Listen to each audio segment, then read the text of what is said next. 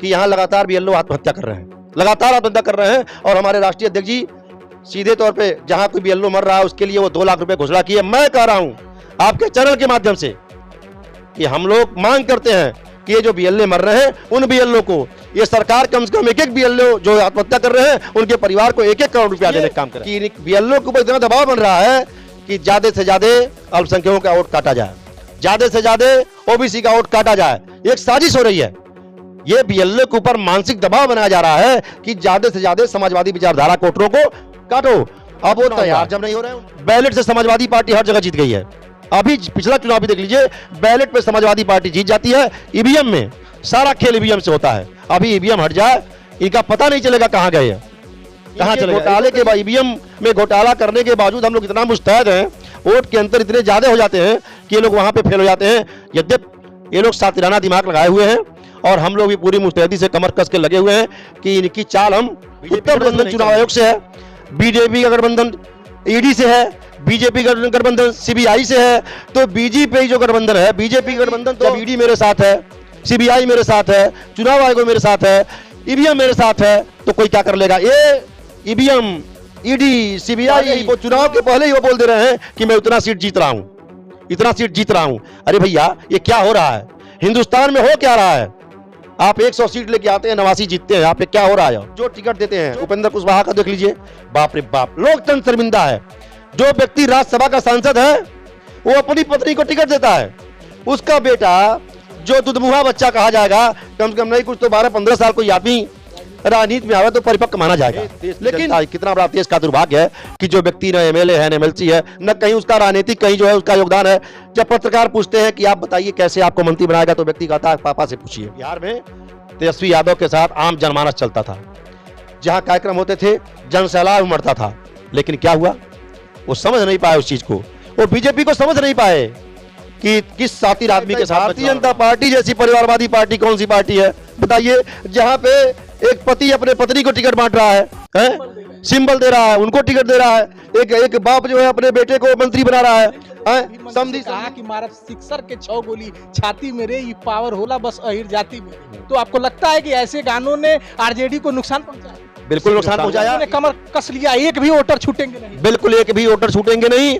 और हम लोग जितने हमारे वोटर हैं 100% सबको जो है मतदाता बनाने का काम कर रहे हैं। और हम लोग जनमानस में लग चुके हैं, मैं अपने क्षेत्र में लग चुका हूं, और जहां मेरी पार्टी ने जिम्मेदारी मुझे राष्ट्रीय अध्यक्ष ने दिया है वहां भी लगा हुआ हूं पूरी मुस्तैदी के साथ। जहां मेरी पार्टी ने मुझे जिम्मेदारी दिया है उस जिम्मेदारी का 10,000 में क्या मिलता है। अरे 10,000 में बिहार मिलता है, 10,000 में बिहार, 10,000 में बिहार मिलता है। आप ये बताइए, बिहार में आप चुनाव की एक दिन पहले आप पता करिए कि 1,30,00,000 महिलाओं के खाते में 10,000 एसआईआर को लेके पार्लियामेंट में जोरदार डिबेट चल रहा है। पक्ष विपक्ष के लोग जोरदार तर्क दे रहे हैं एसआईआर को लेके। तो हम एसआईआर को लेके बातचीत करने आ गए समाजवादी पार्टी के कद्दावर नेता, समाजवादी पार्टी के जो कद्दावर नेता हैं उन्हीं कद्दावर नेताओं में से एक शशिकांत दुबे जी हैं। और इस समय उत्तर प्रदेश में ये सपा के राज्य कार्यकारिणी के सदस्य हैं और खजनी ब्लॉक का इन्हें प्रभारी बनाया गया है। एसआईआर को लेके आपने देखा होगा चिल्लू पार में इनकी पीडीए यात्रा निकल रही है, ई रिक्शा से हो गया, ऑटो से हो गया, ये जनता को जागरूक कर रहे हैं। एसआईआर में कोई समाजवादी पार्टी का वोटर ना छूटे उसकी पूरी मुहिम चला रहे हैं शशिकांत जी। खजनी में इनका मतलब देखा जाए तो पूरी तरह से इनकी जिम्मेदारी बढ़ चुकी है, एक भी वोटर ना छूटे, इनकी मुहिम चल रही है। तो आज हम शशिकांत दुबे जी से कुछ बातचीत करेंगे, कुछ प्रश्न करेंगे और जो हमारे प्रश्न होंगे कोशिश करेंगे, जिस तरह से ये वक्ता है, जिस तरह से तथ्यों तर्कों के साथ अपनी बात रखते हैं, उम्मीद करेंगे कि हमारे प्रश्नों को ये टालते हुए नजर ना आए। और ये उम्मीद करेंगे कि द स्पीड न्यूज पे जिस तरह से स्पीड तरीके से प्रश्न जाएंगे, स्पीड तरीके से शशिकांत दुबे जी के वो आंसर हमें मिले। औपचारिकता के लिए मेरा नाम है शशि भूषण तिवारी और आप इस समय द स्पीड न्यूज देख रहे हैं। नेताजी बड़े स्मार्ट लग रहे हैं और आपका तो पहले हमारे चैनल पे बहुत बहुत स्वागत है। बहुत बहुत धन्यवाद आपका त्रिपाठी जी। आपके इस चैनल के माध्यम से हमारी बात जनता के बीच जाएगी, इसके लिए मैं आपका हार्दिक आभार व्यक्त करता हूं। अरे चिल्लू पार से 27 में आप हुंकार भरने के लिए, विधानसभा का जो चुनाव होगा 27 में, उसके लिए आप हुंकार भी भर रहे हैं और समाजवादी पार्टी ने तमाम महत्वपूर्ण पद आपको दे रखे हैं और आपका जो पीडीए रथ है, पीडीए यात्रा है, वो लगातार चिल्लू पार में देखा जाए जिस जिस माध्यम से आप लोगों को जागरूक कर सकते हैं कर रहे हैं। आप लोग विपक्ष कहा जाए या समाजवादी पार्टी को कहा जाए, आप लोग एसआईआर से डरे क्यों? बिल्कुल हम लोग एसआईआर से डरे हुए नहीं हैं। हम लोग पूरी मुस्तैदी से एसआईआर को लेकर सतर्क है, जबकि वर्तमान सरकार भारतीय जनता पार्टी की एक साजिश है। इसमें एसआईआर को लेकर एक बहुत बड़ी साजिश है, लेकिन जो साजिश इन लोगों ने बिहार में किया, वो साजिश हम लोग उत्तर प्रदेश में नहीं करने देंगे। ऐसी साजिश इन लोगों ने बिहार में चुनाव के पहले एसआईआर लागू किया और वहां पे समथिंग 8 लाख वोट थे वहां पे, और उसमें इन्होंने करीब 65 लाख वोट एसआईआर के माध्यम से वहां विपक्षियों 7 करोड़ 89 लाख वोटर थे। समथिंग 8 लाख, हाँ, something 8 crore, sorry something 8 crore वहां पे वोट थे, और उसमें 65 लाख वोट इन लोगों ने फर्जी तरीके से वहां से कटवा दिया। सबसे बड़ा इन लोगों ने वहां पे ये काम किया। हम लोग इससे पूरी तरह सतर्क हैं और वो घपलेबाजी यहां नहीं होने देंगे। यहां पे हम आए दिन जहां पे मुझे चुनाव लड़ना है, अपने चिल्लू पार में भी मैं अपने स्वयं सतर्क हूं, और जहां माननीय राष्ट्रीय अध्यक्ष जी ने जिम्मेदारी दिया है गोरखपुर के खजनी ब्लॉक में, वहां भी अभी आज भी मीटिंग करके आ रहा हूं मैं। वहां भी हम अपने बीएलए को लेकर के, सेक्टर प्रभारी को लेकर के, जोन प्रभारी को लेकर के, जो जिला संगठन से वहां प्रभारी बनाए गए हैं, सबको लेकर के हम लोग पूरी तन्मयता के साथ जनता के बीच जा रहे हैं, और एक भी वोट छूटने न पावे। सबका एसआईआर फॉर्म हम लोग भरवा करके जमा कराने का काम कर रहे हैं, कोई व्यक्ति छूटने न पावे। आगे संभावना है कि डेट बढ़ाना चाहिए, क्योंकि ये लोग डेट बढ़ाने के मूड में नहीं है। हमारे पार्टी के राष्ट्रीय अध्यक्ष जी, हम लोग के नेता माननीय अखिलेश यादव जी ने बराबर चुनाव आयोग से मांग की है कि इतने कम समय में सबका फार्म जमा हो पाना संभव नहीं है। लगातार वो इस बात को संसद में उठा रहे हैं। उस बात पे संज्ञान लेते हुए चुनाव आयोग ने अभी जो 4 दिसंबर तक का समय था उसको 11 किया, लेकिन मुझे उम्मीद है कि समय और बढ़ाना चाहिए। बावजूद इसके हम लोग पूरी तन्मयता के साथ यह लगे हुए हैं कि हमारे एक भी वोटर हमारे छूटने ना पावे और सारे वोटरों को हम जो है अपने मतदाता बना सकें। अरे आप लोगों ने कहा वोट चोर गद्दी चोर, वोट की चोरी हो रही है, और जो आंकड़े आए 65 लाख लोगों का नाम काट दिया गया, आपका कहना है, और 65 लोग भी आंदोलन करने रोड पे नहीं है। देखिए, ये बिहार नहीं है, ये उत्तर प्रदेश है। यहाँ समाजवादी लोग हैं। हम लोग हवा में बात नहीं करते हैं, हम लोग जमीन पे काम करते हैं। समाजवादी पार्टी का कार्यकर्ता जमीन पे काम करते हैं, और ये वोट जो वहां पे काट दिए, वहां पे बिहार का समीकरण कुछ और था, इसको लेकर के यूपी का कुछ और है। लेकिन एक बात मैं आपसे कह दूंगा कि 2024 जिस तरीके से दोहराया है बिहार में, वही 2024 यूपी में हम दोहराएंगे। एक बात जान लीजिए आप, बिहार में 2024 में जिस तरीके से विपक्ष को सीट मिली और वहां के विधानसभा के चुनाव में जो सीटें मिली, अनुपात लगा लीजिए, समथिंग 5 गुना गया वो। उत्तर प्रदेश में 2024 में जितनी सीटें हमको मिली, आज हम 37 प्लस जो है 6 43, आप मान के चलिए कि 43 समाजवादी पार्टी की सीट है। हमारे गठबंधन को देखा आपने, हम 43 जीते, 43 को आप 5 गुना कर दीजिए। हम 2024 बिहार अगर दोहराया है तो 2024 उत्तर प्रदेश भी दोहराएगा, और हम 2027 में उत्तर प्रदेश में सरकार बनाने जा रहे हैं। ये आपको मैं बता दे रहा हूं, सरकार बनाने जा रहे हैं 2027। जीते तो सब कुछ बेहतर है, नहीं तो सुन लीजिए मेरी पूरी बात। आप उसी ईवीएम से 37 सीटें जीते, और समाजवादी पार्टी के इतिहास में अखिलेश यादव जी ने कमाल कर दिया। 2004 में जब स्वर्गीय मुलायम सिंह जी मुख्यमंत्री थे तो वो 34 या 35 सीटें जीत पाए। अखिलेश यादव जी ने 2024 में 37 सीटें जीत के भारत की तीसरी पार्टी भी बन गई सपा। तो जब आप जीते तो ईवीएम भी एकदम चकाचक है, और जब हारे तो वोट की कटौती। नहीं, ईवीएम को चकाचक तो हमने कभी नहीं कहा, हमारे नेता ने कभी नहीं कहा। देखिए, सच्चाई यह है कि जब इनके आंकड़े के खिलाफ चले जाएगा, जैसे मान लीजिए एक आंकड़ा लगा लिए कि फला विधानसभा में उत्तर प्रदेश के फला जगह पे ही मैक्सिमम जाएंगे, एक बूथ पे 1100 1200, कुछ भी मान लिया इन्होंने, कुछ भी मान लिया, उस अनुपात इन्होंने वहां पे वोट काटने का काम किया।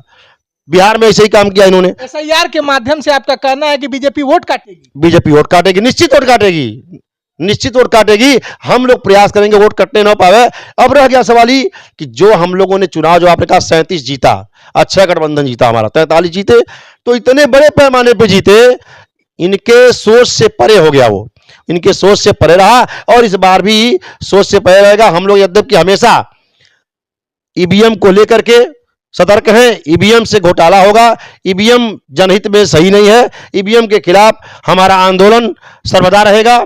ईवीएम हटावें, बैलेट पेपर से चुनाव हो, चुनाव निष्पक्ष होगा। जब ईवीएम होगा तो निश्चित तौर पे घपला होगा। अच्छा, एक बात बताइए, आप कह रहे हैं बैलेट पेपर से चुनाव, बीजेपी का कहना है कि बैलेट पेपर से जब चुनाव होता था तो सपा या आरजेडी देखिए मतलब कि आप लोग बैलेट से बूथ की चोरी कर लेते थे, बैलेट ही लूट लेते थे। नहीं, ऐसा कुछ नहीं है।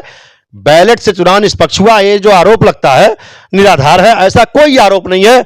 हम लोग कभी देखिए, बैलेट ही तो आम जनमानस का जो है बैलेट पे ही विश्वास है। जब जब चुनाव हुआ, बैलेट से समाजवादी पार्टी हर जगह जीत गई है।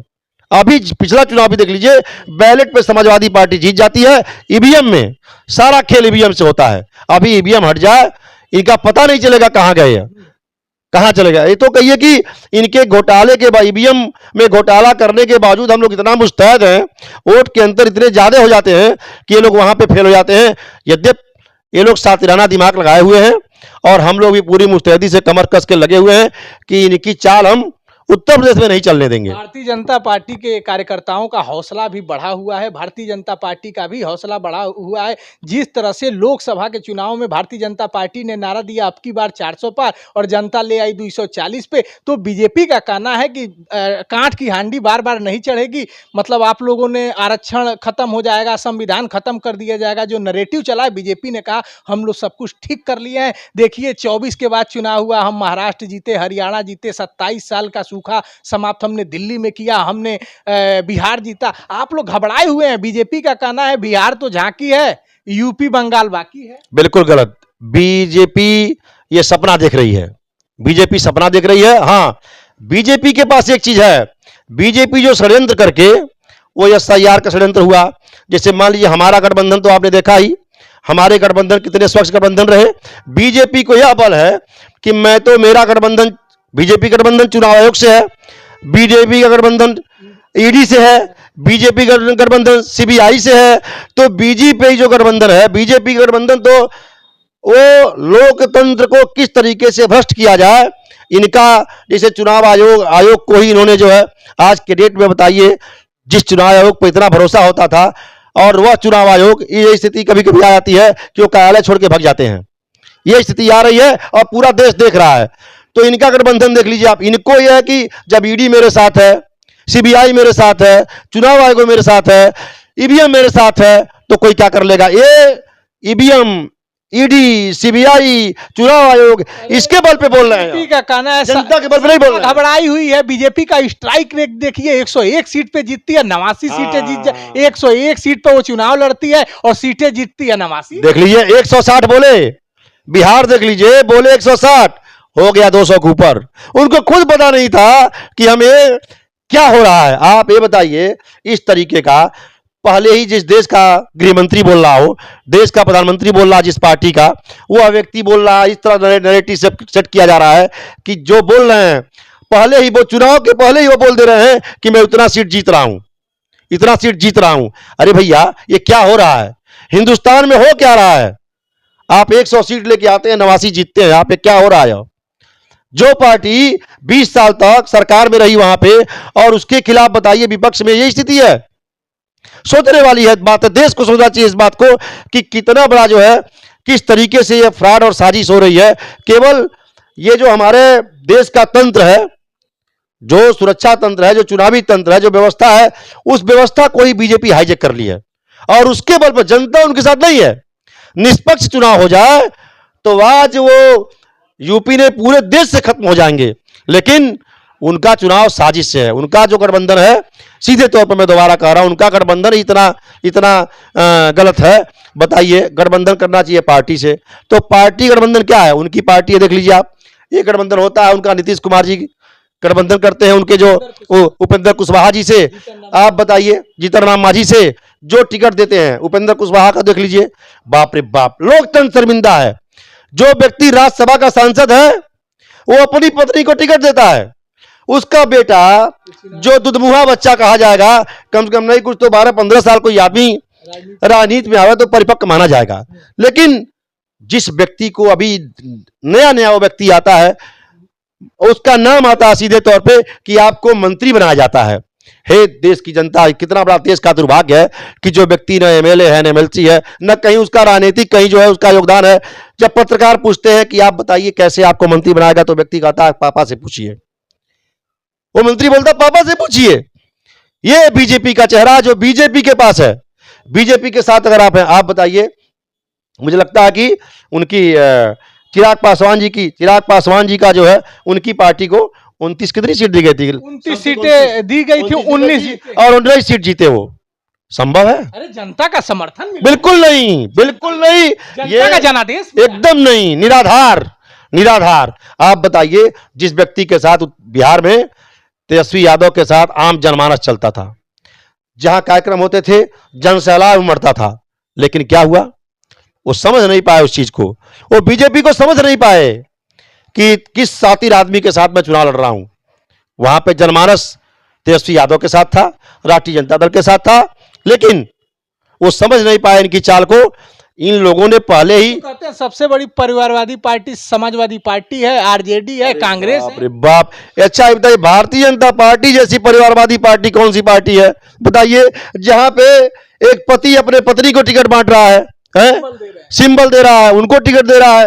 एक बाप जो है अपने बेटे को मंत्री बना रहा है, समधिन को दे रहा है। यहाँ पे घर भर जो है हमारे यहाँ यूपी से जो निकल के गए हुए हैं, ये लोग अपने जो है एमएलसी बन रहे हैं। एक अखिलेश यादव जी ने कहा कि बिहार वाला गाना कोई हमारे कलाकार मत गा देना, और कोई दूसरा गाए तो मीडिया हमारा मत बता देना। तो आप लोगों को भी लगता है कि बिहार में कुछ ऐसे जातिवादी गाने थे जो आरजेडी को नुकसान कर गए? जैसे कि अखिलेश यादव जी ने कहा अपने कलाकारों से, प्रेस कॉन्फ्रेंस किया कि आप लोग बिहार वाला गाना मत बना देना, अगर कोई दूसरा बना दे तो पत्रकार मेरा मत बता देना। जो बिहार में एक गाना गाया गया, जो मोदी जी ने भी मंच से कहा कि मारा सिक्सर के 6 गोली छाती मेरे, ये पावर होला बस अहिर जाति मेरे। तो आपको लगता है कि ऐसे गानों ने आरजेडी को नुकसान पहुंचाया? बिल्कुल नुकसान पहुंचाया। इस तरीके के गाने बनाने वाले वो आरजेडी के लोग नहीं थे। आरजेडी को बदनाम करने के लिए इस तरीके के गाने बनाए गए और आरजेडी का निश्चित तौर पे नुकसान हुआ, बड़ा नुकसान हुआ। इससे भी नुकसान हुआ। लोगों ने कमर कस लिया, एक भी वोटर छूटेंगे नहीं। बिल्कुल एक भी वोटर छूटेंगे नहीं। और हम लोग जितने हमारे वोटर हैं 100% सबको जो है मतदाता बनाने का काम कर रहे हैं और उनको मतदाता बनाएंगे। हम लोग जनमानस में लग चुके हैं, मैं अपने क्षेत्र में लग चुका हूं और जहां मेरी पार्टी ने जिम्मेदारी मुझे राष्ट्रीय अध्यक्ष ने दिया है वहां भी लगा हुआ हूं पूरी मुस्तैदी के साथ। जहां मेरी पार्टी ने मुझे जिम्मेदारी दिया है उस जिम्मेदारी का तन मन धन से बखूबी निर्वहन करूंगा। और भी आप कह रहे थे बिहार में वोट की चोरी हुई है और आप लोग को हरा दिया गया। अरे तिवारी जी 10,000 में क्या मिलता है? अरे 10,000 में बिहार मिलता है। 10,000 में बिहार में 10,000 में बिहार मिलता है। आप ये बताइए बिहार में आप बता चुनाव की एक दिन पहले आप पता करिए कि 1,30,00,000 महिलाओं के खाते में 10,000 रुपये भेजा गया और ये कहा गया कि 2-2 लाख रुपए और आप लोगों को खाते में मिलेगा। आप ये बताइए चुनाव एक तरह से खरीदा गया, निष्पक्ष चुनाव कहां हुआ? बिहार में तो जिस तरीके से लूट मची, रुपया दे करके 10,000 दे करके और वोट को खरीदने का काम किया गया, ये कह करके कि 2-2 लाख रुपए और आपको दिया जाएगा। ये है इनका चेहरा, ये है भारतीय जनता पार्टी का चेहरा कि वोट देकर पैसा दे करके वोट खरीदा जा रहा है। ये भारतीय जनता पार्टी का जो है रूप है। इस तरह आप लोग बीजेपी का कहना है ये पहले से चली आ रही योजना थी, हमने रोजगार के लिए दिया। बिल्कुल नहीं, कोई इस तरह की योजना नहीं थी। ये तो केवल इनके लोग जो इनकी चुनावी सखी थी वहां पे, यहाँ से जो जीविका दीदी थी, ये लोग पहुंची, वहां पहुंच करके इन लोगों ने जो है, मैंने तो बहुत सारी चीजें देखा। इन लोगों ने हम बिहार में देखे कि तमाम महिलाओं के बीच गए और पे दीदी जरा हाथ आगे बढ़ाइए, हाथ आगे बढ़ाइए, मैं मेहंदी लगा दूं, और मेहंदी के माध्यम से कमल का फूल छाप देते थे। ये बिहार की बात थी। बिहार के लोगों को किस तरीके से इन्होंने चीट किया पूरा देश देख रहा है। अरे बीजेपी कह रही है, बीजेपी की जीत से आप लोग घबराए हुए हैं, तिल मिलाए हुए हैं। बीजेपी कह रही है कि विपक्ष कांग्रेस कर्नाटक जीते तो बढ़िया ईवीएम काम कर रहा है, हिमाचल प्रदेश तो आपको लग रहा है कि एसआईआर के माध्यम से बीजेपी वोट की चोरी करेगी और जो समाजवादी पार्टी के विपक्ष का जो वोटर है उसे बीजेपी कटवाना चाहती है, ऐसा आप लोग आरोप लगवा रहे हैं। बिल्कुल, एसआईआर के माध्यम से भारतीय जनता पार्टी पूरी तरीके से वोट की चोरी कर रही है और वोट कटवाने का काम कर रही है। आप बताइए, बिहार में चुनाव हुआ, बिहार में एक भी बीएलओ मरे? वहां तो बीएलओ जो है, अभी उत्तर प्रदेश में इतना दबाव है कि यहां लगातार बीएलओ आत्महत्या कर रहे हैं, लगातार आत्महत्या कर रहे हैं। और हमारे राष्ट्रीय अध्यक्ष जी सीधे तौर पे जहां कोई बीएलओ मर रहा है उसके लिए वो 2 लाख रुपए घोषणा किए। मैं कह रहा हूं आपके चैनल के माध्यम से कि हम लोग मांग करते हैं कि ये जो बीएलओ मर रहे हैं उन बीएलओ को ये सरकार कम से कम एक बीएलओ जो आत्महत्या कर रहे हैं उनके परिवार को 1-1 करोड़ रुपया देने का काम करे, इसलिए कि बीएलओ के ऊपर इतना दबाव बन रहा है कि ज्यादा से ज्यादा अल्पसंख्यकों का वोट काटा जाए, ज्यादा से ज्यादा ओबीसी का वोट काटा जाए। एक साजिश हो रही है, ये बीएलओ के ऊपर मानसिक दबाव बनाया जा रहा है कि ज्यादा से ज्यादा समाजवादी विचारधारा के वोटरों को काटो। अब वो तैयार जब नहीं हो रहे हैं, उनके ऊपर जिस तरीके से इतना दबाव बन रहा है कि वो मानसिक रूप से पीड़ित हो जा रहे हैं और आत्महत्या करने को मजबूर हैं। आखिर ये चीजें क्यों नहीं वहां पे हुई? उत्तर प्रदेश में दबाव क्यों इतना ज्यादा हो रहा है? सोचने वाली बात है।